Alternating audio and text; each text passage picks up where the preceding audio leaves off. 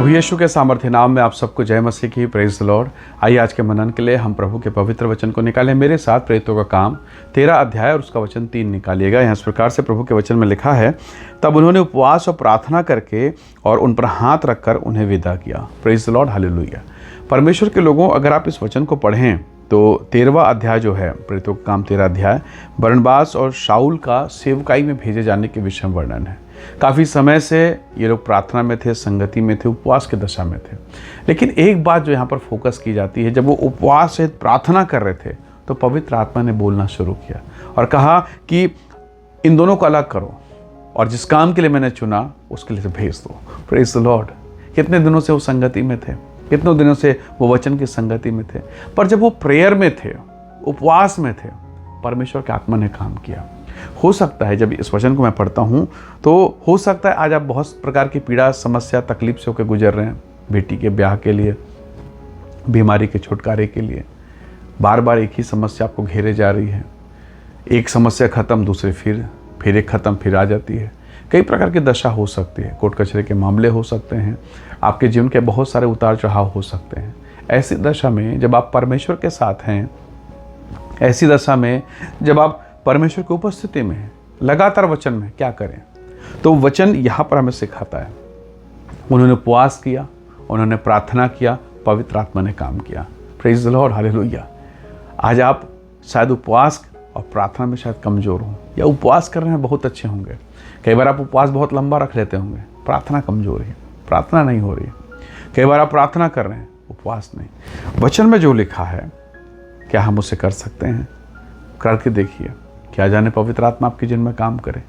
पौलुस ने और बरनबास ने कभी नहीं सोचा कि क्या होगा, किस प्रकार की बातें होंगी, लेकिन वचन कहता है बरनबास और शाऊल के विषय में कलीसिया के लोग प्रार्थना कर रहे हैं। और वहाँ ऐसा नहीं है कि बरनबास और शाऊल यानी पौलुस के अलावा और कोई नहीं था, बहुत सारे लोग थे।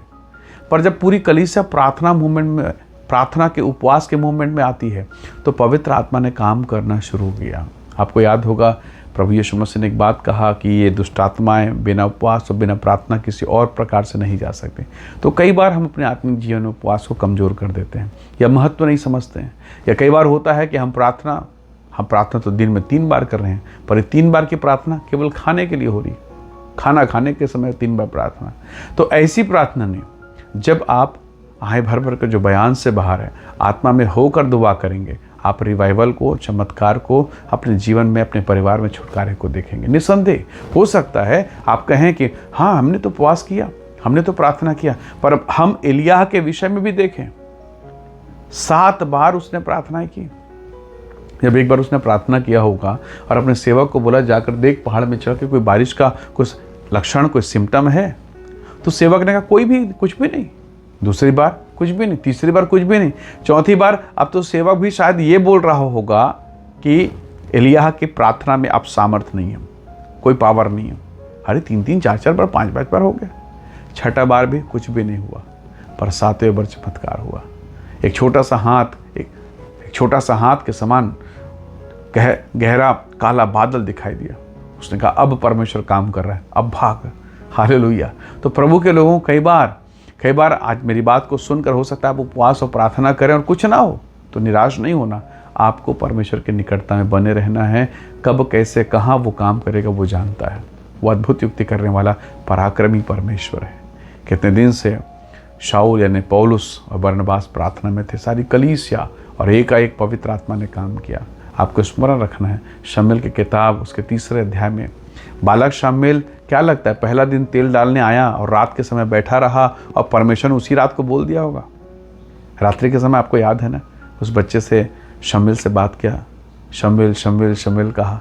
तो क्या होता है, क्या वो पहली बार आया होगा, तेल डाला और बैठा था और प्रभु ने कहा कि शमूएल शमूएल? नहीं, कितने दिन, कितने महीने, कितने वर्ष बीते हमें नहीं मालूम, पर निसंदेह एक लंबा समय तो उस बच्चे ने वफादारी के साथ बिताया। और तब एक रात परमेश्वर ने पुकारा। हालेलुया। हो सकता है आज रात्रि के समय आप प्रार्थना में बैठ रहे हैं, हो सकता है आप आंसू बहा रहे हैं, पीड़ाओं के दौर से होकर गुजर रहे हैं और कोई उत्तर नहीं। क्या जाने जिस दिन आपका मन नहीं था कि मुझे नहीं बैठना है, उसी दिन जबरदस्ती बैठ गए और प्रभु ने छुटकारा भेज दिया। कोई नहीं जानता। इसलिए प्रभु के निकटता में बने रहिए। 38 साल का रोगी तो ये सोच के दुखी है, प्रभु मेरे पास कोई नहीं, जब ये कुंड हिले तो कोई मुझे धक्का तो दे दे, कोई नहीं है।